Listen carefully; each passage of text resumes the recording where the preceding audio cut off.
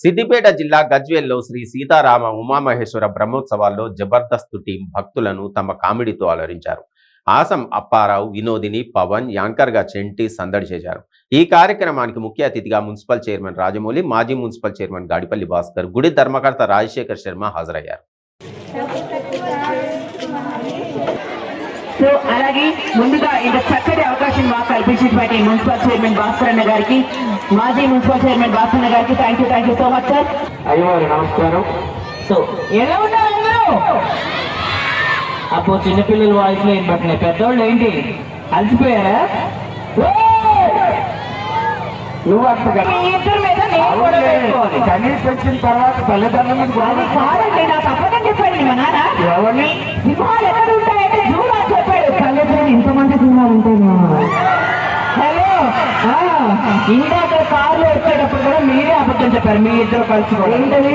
చందమామలు ఎక్కడుంటాయి? ఒక్కటే ఉంటుంది ఆకాశంగా అని మీరు చెప్పారు. ఇన్ని చందమామలు ఎక్కడుంటే కళ్ళు పోయినాయి మీ ఇద్దరికి. ఎంత వాడకమండి, ఎంత సూపర్. అబద్ధం చెప్తారు మీరు. మంచిదేనా?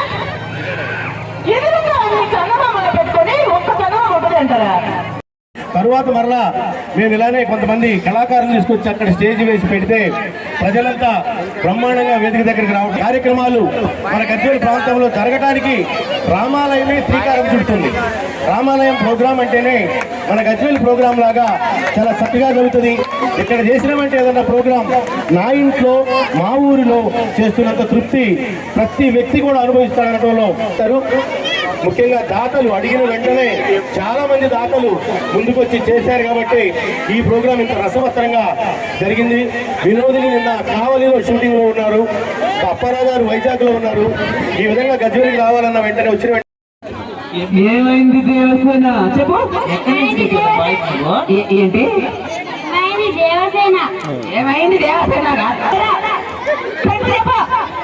ఏమైంది దేవసేన? ఏమైంది దేవసేన? కొట్టబట్టి మొత్తం నువ్వే తినేసావా దేవసేన? సరే కానీ గంగమ్మ గంగమ్మ గంప గంగమ్మ 5 టైమ్స్ చెప్పు, నేను 1 లక్ష రూపాయలు ఇప్పిస్తా. పరువు తీస్తున్నావు నాయన, పరువు చెప్తా. ఏమనుకున్నాను?